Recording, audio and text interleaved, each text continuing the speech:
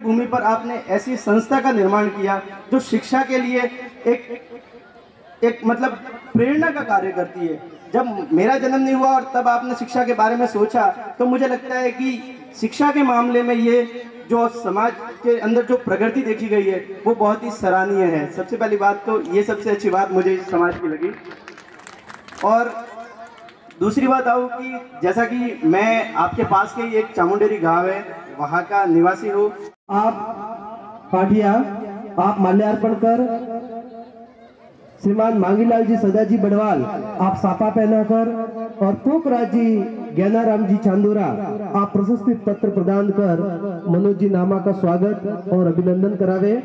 चौगाराम जी मोटा जी पाठिया, मांगीलाल जी सदाजी बड़वाल हुए हो। मैं भी जो दक्ष प्रजापति जैसे कि कामेश्वर जी के अंदर वहाँ पे सम्मेलन होता था, तो मैं भी मंच के उस तरफ बैठता था।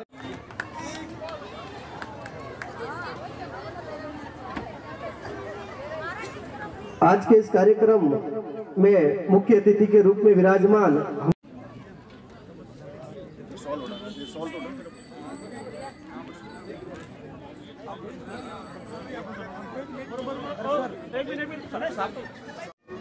ये हम आपको यहाँ पर मंच पे बुलाते हैं तो दिमाग में ये रखें। शायद मैं अपनी बात को कह नहीं पाऊंगा, बीच में अपनी बात को छोड़ देता हूँ।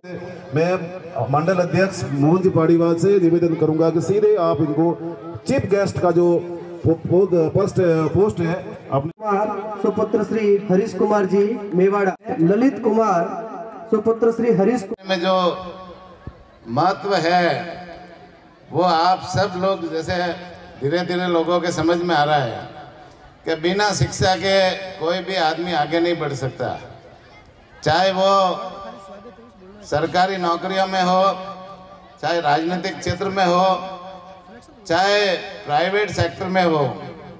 भाई आजकल सब जगह शिक्षा है, बिना शिक्षा के तो आजकल अच्छी खेती भी किसान भी नहीं कर पाता। किसानों की आय दुगनी करने के लिए सरकार ने खूब सारी योजनाएं बना रखी है और ऑनलाइन पे पोर्टल पे सारी वो योजनाएं है, लेकिन कई किसान पढ़े लिखे नहीं होते तो उनकी जानकारी उनको नहीं मिलती, उनको फायदा नहीं मिलता, उन योजनाओं का फायदा किसानों तक नहीं पहुंच पाता। पढ़े लिखे किसान उसको योजनाओं का फायदा उठाते हैं, आधुनिक खेती कैसे करते हैं, नई टेक्नोलॉजी से खेती कैसे करते हैं, वो योजनाओं को देख करके उसके अनुसार किसान आगे बढ़ता है। तो सभी क्षेत्रों में भाई सरकारी नौकरियों में जो हम कमियां बता रहे थे कि भाई सरकारी नौकरियों में हमारी भागीदारी कम है, राजनीतिक क्षेत्र में हमारी भागीदारी कम है, तो ये भागीदारी भी बढ़ाने के लिए हमें समाज में उच्च शिक्षा की जरूरत है। 8वीं 10वीं पास करने से अब जमाना चलने वाला नहीं है, दुनिया खूब आगे बढ़ गई है, लोग चांद और सितारों पर जाकर बसने की बात करते हैं। भाई अभी भारत ने एक चंद्रयान स्थापित किया है चंद्रमा के ऊपर, तो धीरे धीरे वो चंद्रयान स्थापित किया तो धीरे धीरे चांद और सितारों पर जाकर बसने की बात होगी, वहाँ आबादी भी बसने की धीरे धीरे शुरुआत होगी। तो दुनिया कहाँ की कहाँ पहुँच